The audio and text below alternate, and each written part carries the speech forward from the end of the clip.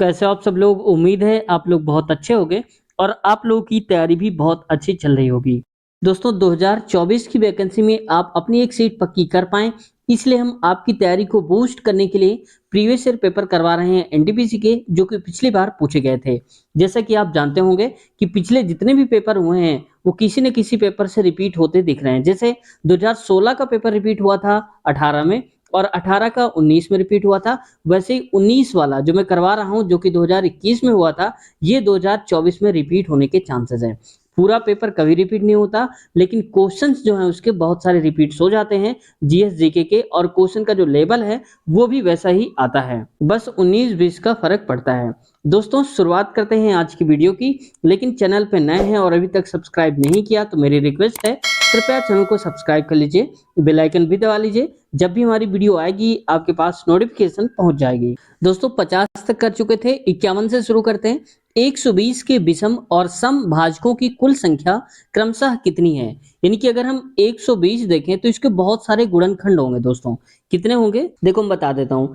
1 से कट जाएगा, 2 से कटेगा, 3 से क्योंकि 3 चौक 12 और 0, 4 से कटेगा, 4 3 12, 5 से कटेगा, लास्ट में 0 और 5 है, 6 से कटेगा, 6 दूनी 12 करके, और 6 के बाद कटेगा ये 8 से कटेगा, 8 के बाद 10 से क्योंकि लास्ट में 0 है, फिर यहाँ पर 12 से तो कटेगा ही कटेगा, साथ ही यहाँ पर 12 के बाद कटेगा 15 क्योंकि 15 अट्ठे 120 हो जाएगा, फिर कटेगा 20 से क्योंकि 0 0 2 छक्का हो जाएगा, फिर 24 पंचे 120 होता है, 24 के बाद 25 26 नहीं कटेगा, 30 से कटेगा, इसके बाद कटेगा 40 से यानी कि 3 4, ठीक है, और इसके बाद कटेगा 60 से, 60 दूनी 60 दूनी 120 और 120 तो 120 से कटेगा ही।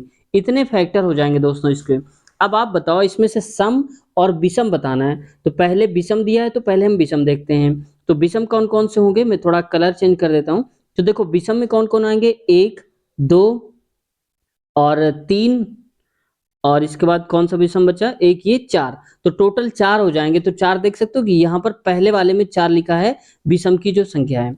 वही सम की बात करें तो टोटल में से 4 हटा दो, टोटल है कितने, तो 1 2 3 4 5 6 7 8 9 10 11 12 13 14 15 और 16, 16 में से 4 हटा दो तो 12 बचे, यानी कि विषम 4 हो जाएंगे और 12 हो जाएंगे सम। तो बस ऑप्शन नंबर हमारा सही हो जाएगा, कौन सा, तीसरा वाला करेक्ट आंसर हो जाएगा। समझ गए आप। काजीरंगा राष्ट्रीय उद्यान से होकर गुजरने वाले किस राष्ट्रीय राजमार्ग की सीमा उद्यान के वन्य जीवों के लिए मुख्य खतरा बनी हुई है? देखो दोस्तों ये किस सबसे ज्यादा जो खतरा है कि वहां जो लोग जाते हैं, तो कौन सा एनएच है, तो एनएच 37 है, नेशनल हाईवे 37, जो कि ये दोस्तों जाता है असम से लेकर के, असम से जाता है मणिपुर की राजधानी इम्फाल, तो यहाँ मैं मणिपुर ही लिख देता हूँ, मणिपुर तक जाता है, ठीक है, इम्फाल तक जाता है। और यहीं पर देखो दोस्तों जो NH37 है इसका अब नया नाम हो गया है NH127, ये भी आप याद रखना, इसी का ही नाम है। अब मैंने बताया कि असम से जाता है, और काजीरंगा नेशनल पार्क कहाँ पर है, असम में है, तो बस असम से जो जाता है हाईवे वहां पर बात करी जा रही है, वहां का राष्ट्रीय उद्यान के बारे में। दोस्तों NH45 की बात करते हैं तो ये रायसेन पड़ता है और एमपी में पड़ता है, एमपी से लेकर के ये जाता है बिलासपुर तक, और बिलासपुर कहाँ पर है, छत्तीसगढ़ में है, तो मैं डायरेक्ट छत्तीसगढ़ लिख देता हूँ, आप लोग समझ जाना, ठीक है। एमपी के रायसेन से चलता है और छत्तीसगढ़ बिलासपुर तक जाता है NH45। वहीं NH30 है, ये उत्तराखंड से शुरू होता है दोस्तों, उत्तराखंड से लेकर के जाता है ये नीचे की तरफ, यानी कि आंध्र प्रदेश तक जाता है, ठीक है। आंध्र प्रदेश में डायरेक्ट प्रदेश लिख देता हूं क्योंकि आपसे जब भी पूछेगा तो प्रदेश ही पूछेगा, तो उत्तराखंड से आंध्र प्रदेश तक जाता है। वहीं NH50 जाता है महाराष्ट्र से लेकर के कर्नाटक के बीच तक जाता है। सचिन तेंदुलकर ने अंतर्राष्ट्रीय क्रिकेट में अपना 100वां शतक किस टीम के खिलाफ बनाया था? तो ये दोस्तों बांग्लादेश और इंडिया से मैच हो रहा था, तब उसने लगाया था। सचिन तेंदुलकर जी हैं, उन्होंने 100वां शतक पूरा किया। और ये दोस्तों जो बात है ये है 12 मार्च, और क्योंकि पूछा जा सकता है 12 मार्च 2012 को, ठीक है। इन्हें भारत रत्न भी मिल चुका है एक बार सचिन तेंदुलकर जी को। आप लोग बताना सचिन तेंदुलकर जी को भारत रत्न कब मिला है, क्योंकि ये एसएससी में पूछा गया था क्वेश्चन, सचिन तेंदुलकर को भारत रत्न कब मिला था।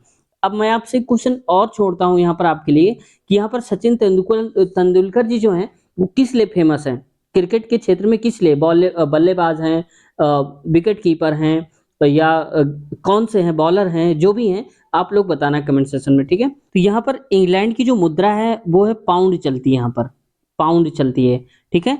और पाउंड स्टर्लिंग पूरा नाम है इसका, हो सकता है कि आपसे पूछ लिया जाए। पाउंड स्टर्लिंग, इसका शॉर्ट में नेम बोलते हैं जीबीपी, ठीक है। और ऑस्ट्रेलिया की आप जानते हैं ये ऑस्ट्रेलियाई डॉलर चलता है, यहाँ पर मैं लिख देता हूँ डॉलर, लेकिन इसके पहले ऑस्ट्रेलियाई आप लोग लगा लेना। वहीं पर बांग्लादेश की बात करें तो बांग्लादेश में दोस्तों चलता है बांग्लादेशी टका, यानी कि वहां की मुद्रा का नाम है टका, ठीक है। मैं अभी दिखाऊंगा फोटो में भी आपको कि टका कैसे होता है। और पाकिस्तान की जो मुद्रा है दोस्तों वो है पाकिस्तानी रुपया, जिसको PKR भी शॉर्ट में बोलते हैं। पाकिस्तान रुपया की अगर हम बात करें दोस्तों तो हमारे इंडिया से लगभग कह सकते हो कि हमारे इंडिया का 1/3 होता है। अगर हमारे देश में 1 रुपया आप लेकर जाएंगे अपने कंट्री का, इंडिया का, तो पाकिस्तान में लगभग 3 रुपए कुछ पैसे बनेगा, ठीक है। यानी कि 100 रुपए लेकर जाएंगे तो 300 से भी ज्यादा आपको देखने को मिलेगा, ठीक है दोस्तों। और वहीं पर मैं आपको बता देता हूं कि ऑस्ट्रेलियाई जो डॉलर होता है वो लगभग 1 रुपए, यानी कि कह सकते हो अगर $1 होगा ऑस्ट्रेलिया का तो हमारे देश का लगभग 53 रुपए के आसपास बनेगा, ठीक है। ये होता है इसका संबंध। ये देख सकते हो आप, ऑस्ट्रेलियाई डॉलर है यहाँ पर। बांग्लादेश की मुद्रा टका है, यहाँ पर कह सकते हो ये टका जिसको बोलते हैं बांग्लादेश की मुद्रा। तो देखो बांग्लादेश बैंक, हमारे यहाँ क्या लिखा रहता है, रिजर्व बैंक ऑफ इंडिया, ठीक है। वहां पर लिखा रहता है बांग्लादेश बैंक, शायद ये 10 रुपए का होगा, ठीक है। यहाँ पर देख सकते हो तो हमारे यहाँ 10 रुपीज, तो यहाँ पर लिखा है 10 टका, ठीक है। इनमें से किसने अजमेर में 2.5 दिन का झोपड़ा निर्माण करवाया था? तो दोस्तों 2.5 दिन का झोपड़ा बनवाया था कुतुबुद्दीन ऐबक ने। यहाँ पर सही हो जाएगा हमारा दूसरा वाला। दोस्तों देखो जो 2.5 दिन का झोपड़ा है इसका निर्माण करवाया गया था 1194 ईस्वी में। और करवाया किसने था? तो आपने देखा ही, कुतुबुद्दीन ऐबक ने। और इसको ऐसे बोला जाता था दोस्तों कि पहले संस्कृत एक विद्यालय रहा करता था, ठीक है। उसको तोड़ करके मोहम्मद गौरी जब आया था तो उसने तोड़वा दिया था 1194 में, और उसने 2.5 दिन का झोपड़ा बनवा दिया था। ये है कहाँ पर 2.5 दिन का झोपड़ा? तो ये है दोस्तों अजमेर, एक पड़ता है शहर, कहाँ पर? राजस्थान में, राजस्थान में पड़ता है, ठीक है। ये आप याद रखना। दिए गए ग्रिड का ध्यानपूर्वक अध्ययन कीजिए और दिए गए विकल्पों में से उस विकल्प का चयन कीजिए जो इसमें से प्रेस चिन्ह के स्थान पर आ सकता है। मैं थोड़ा सा इसको और जूम करूंगा आपको समझाने के लिए। अब आप जरा ध्यान से देखो, यहाँ पर लिखा है 3, मैं नंबर दिखा देता हूँ। ये लिखा है यहाँ पर 3, ये लिखा है यहाँ पर 4, और 3 और 4 दोनों को अगर आप जोड़ेंगे तो कितना आ जाएगा? 7। तो देखो यहीं पर 7 देके रखा है। यहाँ पर 8 और 9, अभी छोड़ो इसको, हो सकता है चेंज हो। नीचे देखो 11 और 13, तो 11 13 कितना होता है? 24 होता है। तो वही देखो 24 लिखा गया है। तो अब तो कंफर्म हो गया कि हम इन दोनों को जोड़ करके आगे लिख रहे हैं। तो 8 9 कितना हो जाएगा? 17। तो ये बात तो फिक्स है कि कोई भी लेटर आएगा उसमें यहाँ पर 17 तो आना ही आना है, ठीक है। 17 आएगा। अब ऑप्शन में देखते हैं, तो देखो 17 केवल एक ही में देख रखा है, यहाँ पर ऑप्शन नंबर तीसरे वाले में देख रखा है, यही सही उत्तर हो जाएगा। तो आपके मन में आ रहा होगा कि सर अगर 12 की जगह पे यहाँ भी 17 होता तो हम क्या करते? तो फिर हम लेटर को देखते, अंक तो देखते ही देखते लेकिन लेटर को भी। जैसे देखो यहाँ पर देख लो, बी के बाद ई आ रहा है तो कितने गैप हो रहा है? CD 2 का गैप, ई के बाद क्या आएगा? FG 2 का गैप, फिर H लिखा गया है तो यानी कि 2 2 का गैप। जैसे TW, टी के बाद क्या आता है? UV गैप करके W लिख दिया गया है। वहीं पर W के बाद देखो क्या आ रहा है? XY गैप करके Z है। तो बस यहीं पर भी हम ऐसे ही करते हैं। N के बाद क्या गैप हो जाएगा? OP, तो आ जाएगा क्या? Q, तो देखो Q आ रहा है। तो ऐसे भी आप देख सकते हो, लेकिन हमें टाइम बचाना है पेपर में, तो हमें थोड़ा सा स्मार्ट तरीके से सॉल्व करना सीखना होगा। क्वेश्चन में बताना है दोस्तों कि तलवार, कटार, कुदाल और छुरी, इनमें से अलग वर्ड क्या है? तो देखो दोस्तों, तलवार काटने के काम आती है, कटार भी काटने के काम आती है, और छुरी जो है ये भी किसी भी चीज को काटने के काम आती है। लेकिन जो कुदाल है दोस्तों, ये कुदाल काटने के काम नहीं आती, ये खोदने के काम आती है। जैसे मिट्टी खोदते हैं, कुछ करते हैं, वो कुदाल। तो आप लोग जरा बताना कि आप लोगों के घरों में से कितने लोग घरों में कुदाल है, या फिर आप लोगों ने कब यूज करा है कुदाल का, ठीक है। देखते हैं आप में से कितने लोग संबंध कुदाल से है। तो ऑप्शन सही हो जाएगा दूसरा वाला, कुदाल। आगे बढ़ते हैं। वायु में मौजूद निम्नलिखित में से कौन सा तत्व चांदी की वस्तुओं को काला कर देता है जब वे वायु के संपर्क में आती हैं? यानी कि वायु से क्रिया कर जाती हैं, और किस तत्व में, किस तत्व की वजह से जो चांदी है वो काली पड़ जाती है? तो ये होता है दोस्तों गंधक की वजह से, ठीक है। ऑप्शन दूसरा गंधक। और गंधक का दूसरा नाम क्या होता है? ये होता है सल्फर। इसको हम सल्फर के नाम से भी जानते हैं। ये देखो कुछ इस प्रकार का होता है। ये जो सल्फर है देखने में कितना अच्छा लग रहा है। ठीक है, ये थोड़ा सा एचडी फोटो है, मैंने लिया है क्योंकि मेरी कोशिश रहती है कि अच्छे से अच्छी जो इमेज है मैं आपको दिखा सकूं। तो ये होता है सल्फर। ठीक है, समझ जाना सल्फर। और सल्फर की अगर हम बात करें दोस्तों, इसका परमाणु क्रमांक कितना होता है? ये होता है इसका 16 परमाणु क्रमांक। ये क्या बनाता है? ये बनाता है सल्फ्यूरिक एसिड, यानी कि H2SO4 बनाता है सल्फ्यूरिक एसिड। और इसकी वजह से चांदी का रंग क्या हो जाता है? काला हो जाता है। क्लोरीन का दोस्तों एटॉमिक नंबर होता है 17, वहीं पर कार्बन होता है इसका 6 और नाइट्रोजन होता है 7। इनका एटॉमिक नंबर है, आप लोग लिख लीजिए अगर याद नहीं है। हालांकि पीरियडिक टेबल जो है आपको याद करना होगा। साथ ही साथ जो जो आते जा रहे हैं वो तो मैं खुद बताता ही जा रहा हूं, तो इनको कहीं पर नोट कर लिया करो। वीडियो को थोड़ा सा रोक करके आप पेन कॉपी ले लिया करो, जब भी वीडियो आप शुरू करो तो फिर वहां से जो जो नई नई चीजें मैं बताता हूं आपको, वो एक बार आप नोट कर लिया करो। क्योंकि देखो अभी तो आप लोग वीडियो देख लोगे, वीडियो देखने के बाद तो आपको लगे कि हाँ आ गया, लेकिन जब 2 हफ्ते बाद कभी भी देखोगे, पढ़ने बैठोगे, तो हो सकता है क्वेश्चन भूल जाए। तो इसलिए अगर नोट रहेगा आपके पास तो आप आसानी से देख पाओगे। ठीक है, तो ऐसे भी आपकी सुविधा हो जाएगी। अब मैं ये तो नहीं कह सकता हूँ कि बार बार आप मेरी वीडियो देखो, पढ़े देखो, तो ठीक है, क्योंकि आपको नया भी सीखना है। तो इसके साथ साथ आप नोट कर लिया करो, ज्यादा अच्छा रहता है। बस ये है कि हफ्ते में 10 दिन में कभी रिपीट किया क्वेश्चन तो आप लोग रिपीट करके देख सकते हो। ठीक है, 4 शब्द दिए गए हैं जिनमें से 3 किसी तरह से एक समान है और एक असंगत है। यानी कि 3 तो सेम है लेकिन एक अलग है। इन वर्ड्स में से असंगत शब्द का चयन कीजिए। तो देखो, घाटी, पठार, ग्लेशियर और पहाड़ी। तो जरा ध्यान से देखोगे तो घाटी, पठार ये सब मरुस्थल ही है, एक हिसाब से कह सकते हो, पहाड़ी भी। लेकिन जो ग्लेशियर है दोस्तों, ये बर्फ का पहाड़ होता है। ठीक है, तो इसका संबंध बर्फ से है, बाकी सभी का किससे है? ये भूमि से, मिट्टी से इसका संबंध है। तो ग्लेशियर ये अलग हो जाएगा, ऑप्शन नंबर चौथा। क्वेश्चन है, अक्षय के दामाद की शादी अनीसा से हुई है, जिसके भाई विजय की शादी ट्विंकल से हुई है। ट्विंकल का अक्षय से क्या संबंध है? देखो, ब्लड रिलेशन वाला क्वेश्चन है, तो जरूरी तो नहीं कि हर एक सेट में पूछा ही जाए, लेकिन ये कई बार घूम फिर करके क्वेश्चन आ जाते हैं और आसान होते हैं। देखो इसको ध्यान से, अक्षय के दामाद की शादी अनीसा से हुई है, तो आप बताओ कोई अक्षय होगा। अक्षय को मैं लिख देता हूं ए। ठीक है, एस लिख देता हूं अक्षय। अब अक्षय की दामाद, दामाद का मतलब क्या हुआ कि अक्षय की कोई बेटी होगी। मान लो कौन बेटी है? अनीसा से हुई है, तो अनीसा इसकी बेटी, तभी तो इसका दामाद होगा ना अक्षय। तो यहाँ पर देखो, और इसका कोई होगा दामाद, तो मैं यहाँ पर लिख देता हूँ दामाद। ठीक है, अब देखो मैंने यहाँ पर थोड़ा सही बना दिया है। अक्षय की कोई बेटी होगी अनीसा, अनीसा का कोई पति होगा, मान लो हमें नाम नहीं पता, और जो अनीसा का पति होगा वही तो अक्षय का दामाद होगा भाई। उसकी बेटी का ही तो जो पति होगा वही दामाद होता है। ठीक है, अब देखो यहाँ पर कह रहा है जिसके भाई विजय की शादी ट्विंकल से हुई है। अब भाई किसका? जिसके, और जिसका मतलब अनीसा, तो अनीसा का कोई एक भाई होगा, तो मैं यहाँ पर लिख देता हूँ भाई। ठीक है, विजय, क्या नाम है उसका? विजय का वी लिख देता हूँ। ट्विंकल से हुई है, तो ये देखो ट्विंकल को मैं टी यहाँ पर लिख देता हूँ। तो विजय भाई है तो प्लस कर देता हूँ, फीमेल है तो माइनस टी, क्योंकि ये इसकी पत्नी हो जाएगी। ठीक है, अब देखो ध्यान से कि अनीसा का भाई है वी और उसकी जो पत्नी है वो है टी, यानी कि अनीसा की भाभी कौन हो जाएंगी? ये हो जाएंगी ट्विंकल। अब क्वेश्चन में पूछा है ट्विंकल का अक्षय से क्या संबंध है, तो आप बताओ कि आपकी जो भाभी होंगी, यानी कि अनीसा की भाभी हो जाएंगी ट्विंकल, और आपके भाभी जो होंगी उसको आपके पिताजी क्या बोलेंगे? तो पिताजी का मतलब हुआ कि पिताजी के बेटे, यानी कि आपके बेटे की जो होगी वाइफ, आप उसको क्या बोलोगे? आप तो उसको बहू बोलोगे ना भाई। देखो, अच्छे आप मान लो कि अच्छे आप खुद हो और आपका बेटा है कोई ये वी नाम से, यानी कि विजय मान लो आपका बेटा है, और आपकी बेटे की पत्नी क्या लगेगी? आपकी बहू ही तो लगेगी। तो ऑप्शन नंबर चौथा हो जाएगा बहू। यदि x plus one upon x बराबर 2 है तो x square plus one upon x square का मान ज्ञात करिए। तो देखो इसके लिए फॉर्मूला डायरेक्ट ये होता है दोस्तों कि अगर कहीं पर स्क्वायर फॉर्म पे दिया जाए, जैसे फार्मूला लिख लो 1 अपान एक्स इक्वल, अगर यहाँ पर दिया गया है मान लो कि p, और पूछ लिया जाए x square plus one upon x square की वैल्यू, तो आप पी स्क्वायर माइनस का 2 कर दो, यानी कि p की जगह में दिया है 2, तो 2 का स्क्वायर करो। 2 का स्क्वायर में से आप 2 घटा दो, 2 घटाएंगे क्यों? क्योंकि हम ये स्क्वायर फॉर्म निकाल रहे हैं। तो 2 दूनी 4, 4 में से 2 हटा दो, क्या बचा? 2। तो बस ऑप्शन नंबर दूसरा आ जाएगा। ठीक है, अगर क्यूब पूछा जाता तो हम करते a क्यूब माइनस का 3a। ए की वैल्यू जो 2 है, यहाँ p है, बात वही है।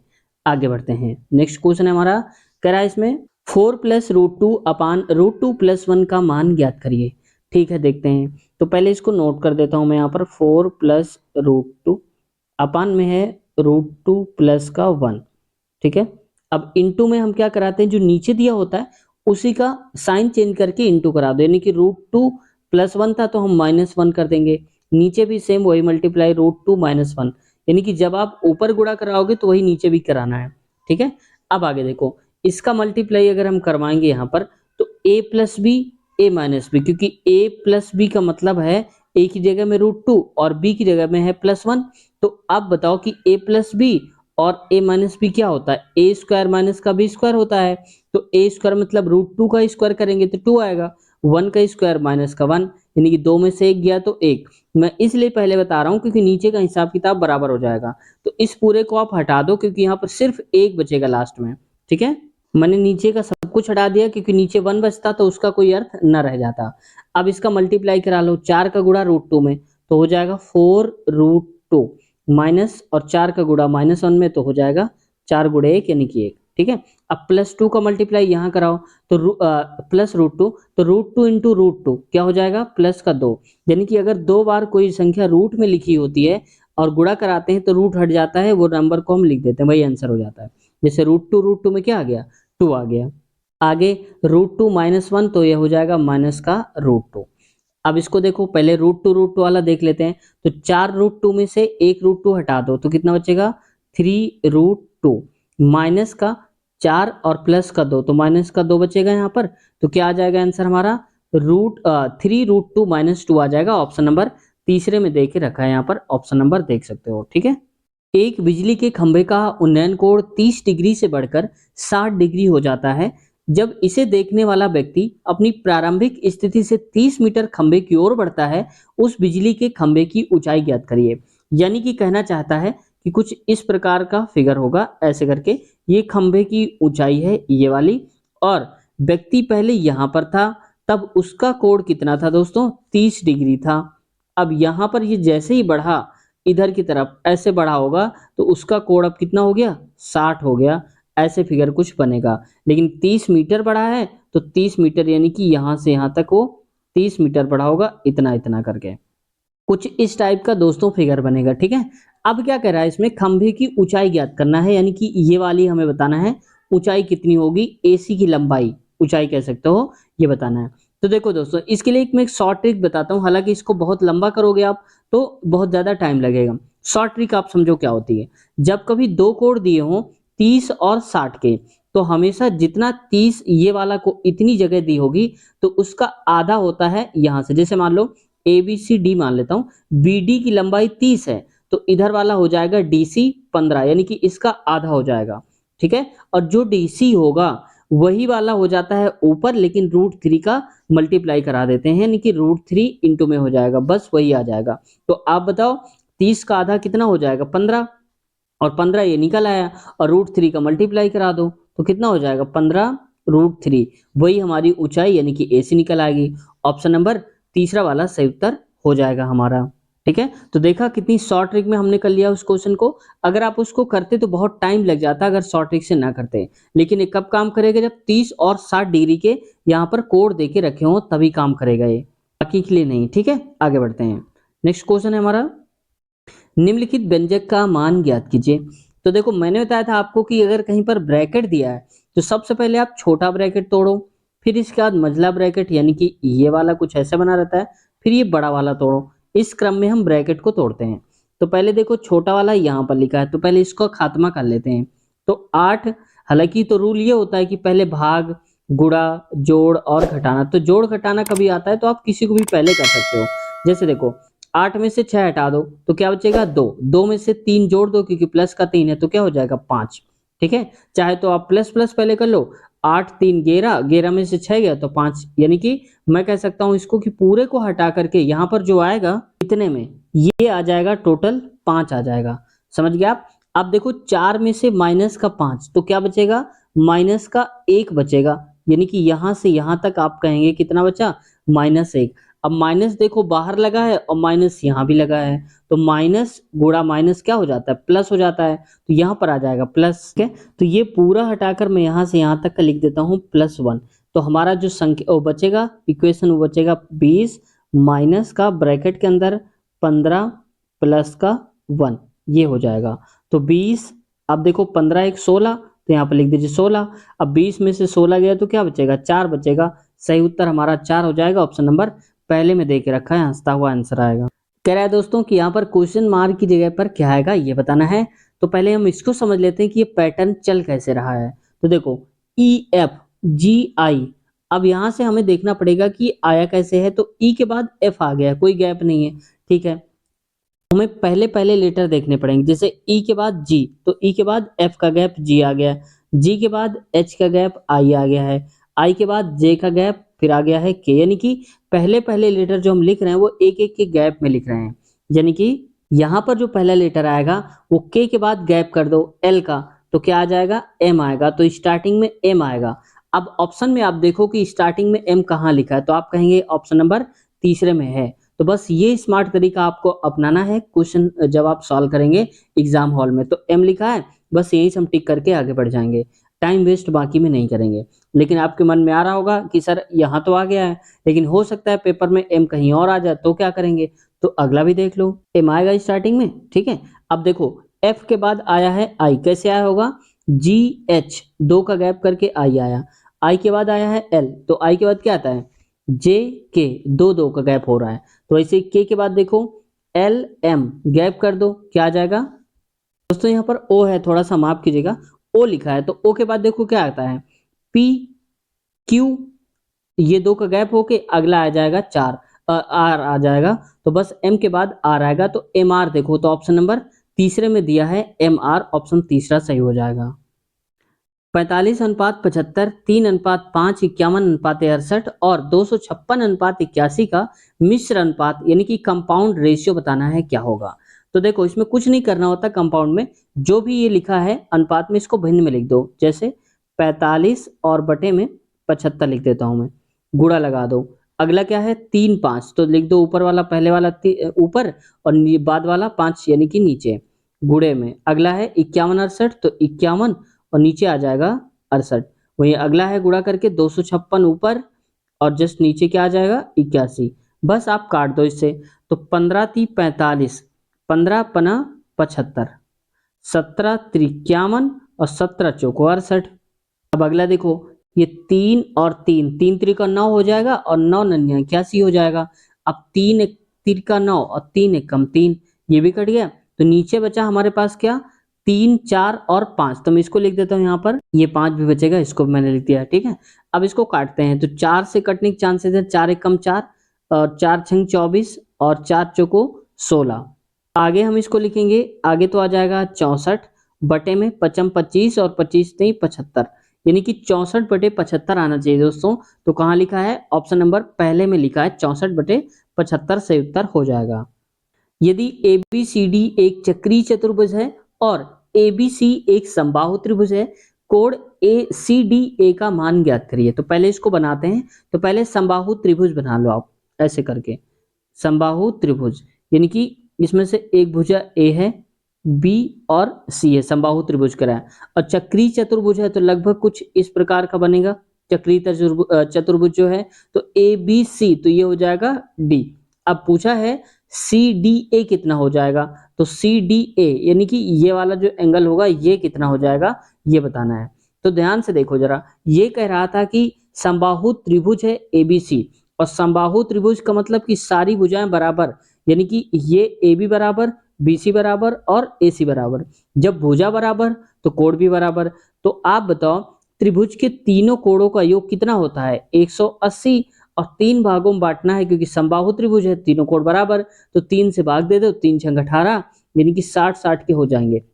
ये कोण हो जाएगा 60 का, मैं थोड़ा सा कलर चेंज करके लिखता हूँ, ये है 60 और यहाँ पर हो जाएगा 60 और ये भी हो जाएगा 60। ये बात समझ में आ गई कि तीनों कोण 60 60 के होते हैं समबाहु त्रिभुज के।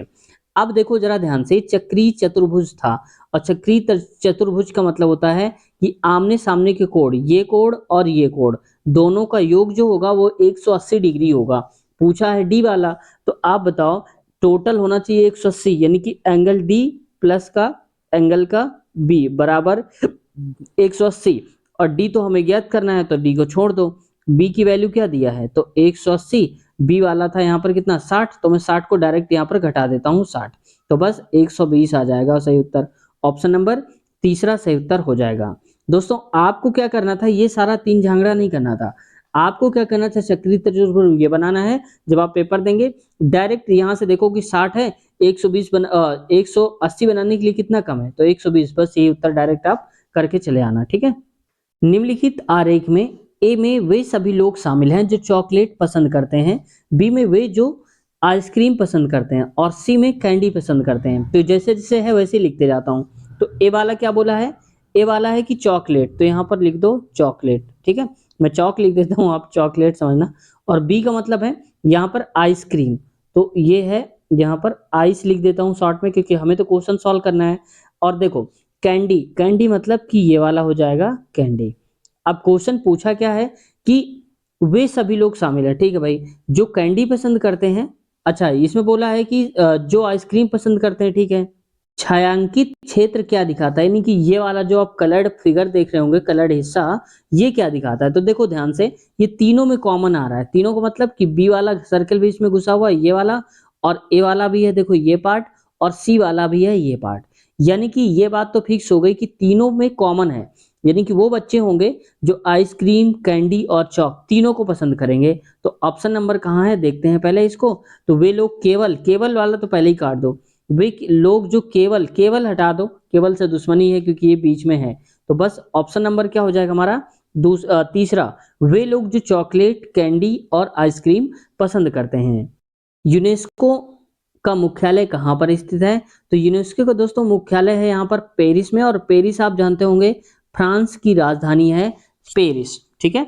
अब देखो यहाँ पर यूनेस्को जो है इसकी स्थापना करी गई थी दोस्तों 16 नवंबर को और 1945 को, याद रखना क्योंकि डायरेक्ट कई बार पूछा जा चुका है, ठीक है। विश्व स्वास्थ्य संगठन की स्थापना कब हुई, यूनेस्को की स्थापना कब हुई, तो ये आप लोग कमेंट में बताना कि विश्व स्वास्थ्य संगठन की स्थापना कब हुई थी।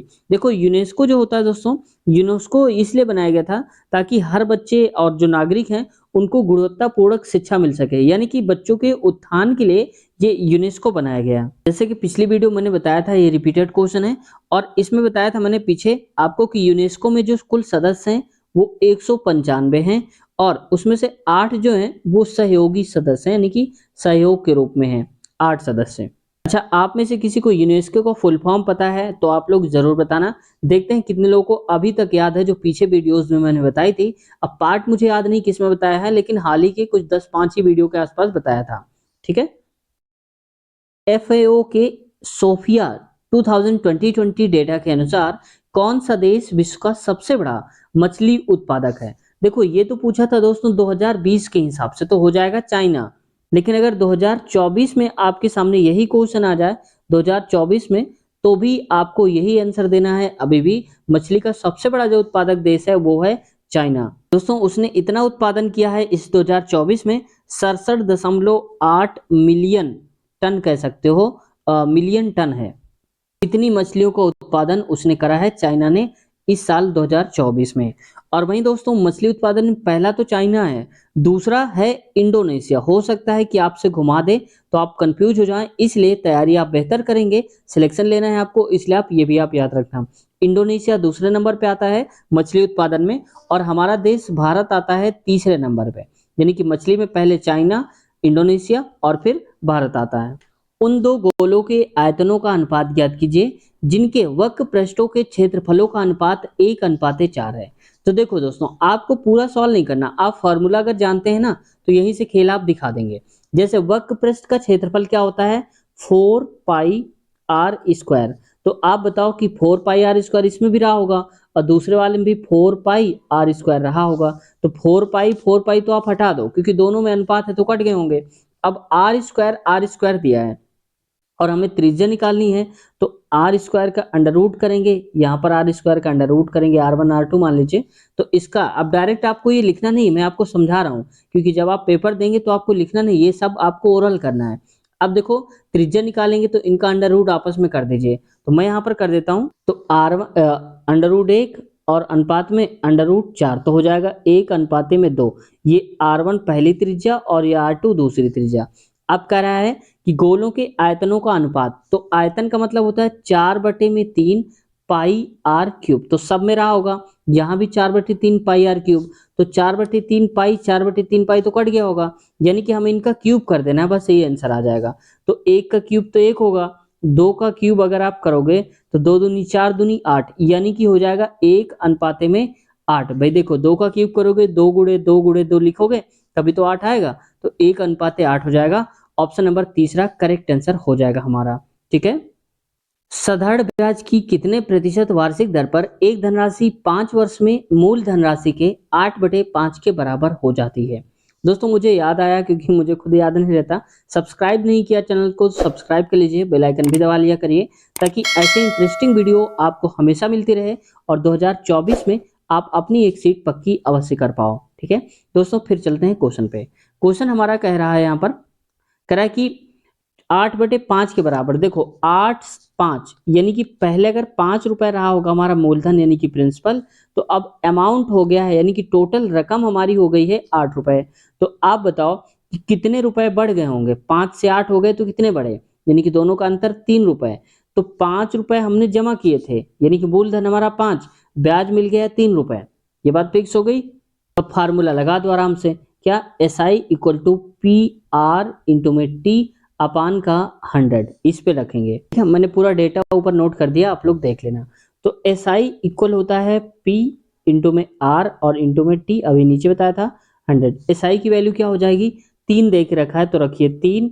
अब डायरेक्ट तो आप ऊपर भेज दीजिए, क्योंकि आप कंपटीशन तैयारी कर रहे हैं इसलिए आप डायरेक्ट शॉर्टकट करा करो। तो 3 इंटू 100 यानी कि 300 हो जाएगा।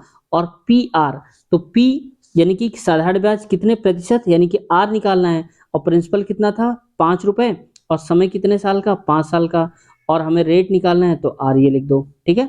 अब देखो 5 से आप काट दो डायरेक्ट, 5 6 का 30 हो जाएगा, बराबर में 5R, तो फिर 5 से काटो, 5 एक कम यानी कि 12 हो जाएगा। तो आर की वैल्यू जो आ जाएगी दोस्तों कितना? 12% हो जाएगा। ऑप्शन नंबर देख सकते हो चौथा वाला करेक्ट आंसर हमारा हो जाएगा। नासा के अनुसार पृथ्वी की भू सतह का कितना भाग वनाच्छादित है? यानी कि अगर हम नासा के अनुसार देखें तो कितने परसेंट यानी कि जमीन पर क्या है? पेड़ पौधे हैं। तो ये है दोस्तों 30%। ठीक है, 30% जो है वो पेड़ पौधे हैं, और बाकी में वहां पर जमीन है और पानी वगैरह मान सकते हो।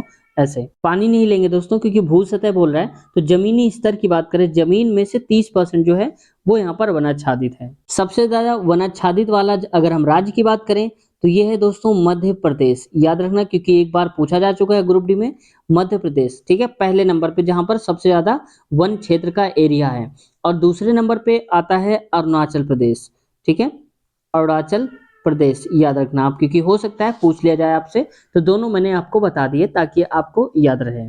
इनमें से किसी grand old man of India के नाम से जाना जाता है, और ये भी दोस्तों रिपीटेड क्वेश्चन है, ये कई बार पूछा जा चुका है और रिपीटेड है, आपको भी याद होगा, अगर लगातार हमारे पार्ट्स देख रहे हैं तो आपको पता भी होगा, कई शिफ्ट में पूछा जा चुका है। तो ग्रैंड ओल्ड मैन के नाम से बोलते हैं, दादा भाई नौरोजी जी को जानते हैं। अगला क्वेश्चन, टेलीफोन का आविष्कार डैश में किया गया था? तो टेलीफोन का आविष्कार दोस्तों किया गया था 1876 ईस्वी में, और ये 1876 में, देखो डेट तो यहाँ पर अप्रैल भी है कुछ, लेकिन आप अप्रैल मत मानो क्योंकि इतना फिक्स नहीं है, बस 1876 में खोज करी थी। और सबसे बड़ा पॉइंट है, खोज किसने की थी? तो अलेक्जेंडर ग्राहम बेल ने। ठीक है, अलेक्जेंडर ग्राहम बेल ने इसकी खोज करी थी। मैं दिखा भी देता हूँ कि स्टार्टिंग में जब बनाया था तो किस टाइप का था टेलीफोन। ये देखो कुछ इस टाइप का था, जो कि एकदम टेलीफोन से अलग लग रहा है। इसी से उन्होंने वाइब्रेशन करके या कुछ ध्वनि उत्पन्न करी थी, यहाँ पर सुनाई देती थी, जो ध्वनि थी यहाँ पर वाइब्रेशन होता था। ठीक है, ऐसे उन्होंने कुछ दिमाग लगा करके बनाया था जुगाड़ से, लेकिन आज वही जुगाड़ हम सबके काम आ रहा है। अगर आप पढ़ भी रहे हैं, मोबाइल से ही पढ़ रहे होंगे ज़्यादातर लोग तो, और वो भी उन्हीं की वजह से ही आप लोग पढ़ रहे हैं, और हम पढ़ा रहे हैं तो उन्हीं की वजह से ही पढ़ा रहे हैं। तैयारी करिए, और सिलेक्शन हो जाए तो ग्राहम बेल जी को धन्यवाद दीजिएगा एक बार। ठीक है, जिनकी वजह से आप लोग तैयारी कर पाए हैं। दोस्तों, आज हमने पार्ट कर लिए हैं 75 तक। बचे हुए इस क्वेश्चन पेपर के जो क्वेश्चंस हैं वो हम कवर कर लेंगे नेक्स्ट पार्ट में, जिसकी लिंक नेक्स्ट पार्ट की इसी वीडियो के नीचे डिस्क्रिप्शन में आप चेक कर लेना। सबसे ऊपर ही लिखा होगा अगला पार्ट, उस पर क्लिक करेंगे तो डायरेक्ट आप आगे वाले क्वेश्चंस पे, इन सब पे आप पहुंच जाएंगे, आसानी से इनका सोल्यूशन आपको दिख जाएगा। कई बार होता है दोस्तों कि आप लोग जब देख रहे होते हैं, नीचे क्लिक करते हैं तो लिंक नहीं मिलती है। वो ऐसा इसलिए होता है क्योंकि वीडियो उस दिन रिकॉर्ड नहीं हो पाती है। अगले दिन अगर आप देखेंगे तो आपको लिंक मिल जाएगी, क्योंकि जैसे वीडियो रिकॉर्ड होती है, अपलोड होती है, तो हम लिंक लगा देते हैं। तो 2 4 6 घंटे या एक दिन भी कभी कभी नहीं हो पाता, तो इस वजह से नहीं मिलती। परेशान मत हुआ करिए, प्लेलिस्ट में आप लोग देख लिया करिए, हम सारे प्लेलिस्ट में ऐड करते जाते हैं, वहां से आप सारे पार्ट सीरियल वाइज पढ़ पाएंगे। साथ ही दोस्तों, आप लोगों के कमेंट थे कि ग्रुप डी टेक्नीशियन एएलपी के लिए हम तैयारी कर रहे हैं, तो प्रीवियस ईयर कहाँ मिलेंगे। तो हमने सबकी प्लेलिस्ट आपके लिए बना दिया है ताकि आपको सुविधा हो जाए। तो ग्रुप डी की अलग प्लेलिस्ट है, चैनल पे देख लीजिएगा। एलपी टेक्नीशियन अलग से, एनटीपीसी अलग से। साथ ही आप लोग जो बोलते थे रेलवे के सारे इंटरव्यू लीजिए, क्या सैलरी होती है, क्या काम करना पड़ता है, तो हम वहां पर गए थे स्टेशन पर और हमने खुद लाइव वहां पर रिकॉर्ड किया है, उनका इंटरव्यू लिया है और आप लोगों के लिए लेकर के आए हैं। तो रेलवे इंटरव्यू की अलग से प्लेलिस्ट हमने बना दिया, वहां से देख सकते हो। साथ ही आप लोगों में से किसी के कमेंट्स थे कि सर मैथ भी करवाइए साथ साथ, तो हम तो पूरा पेपर करवा रहे हैं, मैथ, रीजनिंग, साइंस, जीएस के जो भी आ रहा है सब करवा रहे हैं। और लेकिन स्पेशल वीडियो अगर आप मैथ की देखना चाहते हैं तो अलग से प्लेलिस्ट हमने मैथ की बना दिया है, वहां पर आप देख सकते हैं। मैथ वीडियोस के नाम से, गणित वीडियोस के नाम से प्लेलिस्ट है, उसमें बहुत सारे पार्ट्स हो गए हैं जो कि रेलवे को स्पेशल ध्यान में रखते हुए पार्ट्स बनवाए हैं। अभी जो बचे हुए हैं बाकी सारे पार्ट्स में, चाहे वो ग्रुप डी हो या मैथ के हो, रीजनिंग हो, ये भी हम साथ ही साथ अभी और भी करवाते जा रहे हैं। दोस्तों, वीडियो कैसी लगी कमेंट सेक्शन में आप लोग जरूर बताना। कुछ सीखने को मिला हो इस चैनल से, छोटे से चैनल से, तो सब्सक्राइब कर लीजिए, हौसला बढ़ाइए हमारा, ताकि हम आप लोगों के लिए और नई वीडियोस ला सकें। क्योंकि जब आप में से कुछ लोग सब्सक्राइब जब कर लेते हैं तो बहुत अंदर से खुशी होती है कि आप लोग कम से कम साथ तो हैं हमारे। तो दोस्तों, उम्मीद है चैनल पसंद आया होगा, और कोई सुधार करना है या कुछ सुझाव देना चाहते हैं आप तो भी दे सकते हैं, या किसी भी टाइप का कोई क्वेश्चन है किसी का, तो कमेंट करिए। जैसे हजारों लोगों ने कमेंट्स करे हैं, हमने उन सबके जवाब दिए हैं, तो आप लोगों को भी जवाब अवश्य देंगे। दोस्तों, नीचे लिंक है डिस्क्रिप्शन में अगले पार्ट के, क्लिक करिए। मिलते हैं अगले पार्ट में, ख्याल रखिए अपना, टेक केयर, बाय बाय।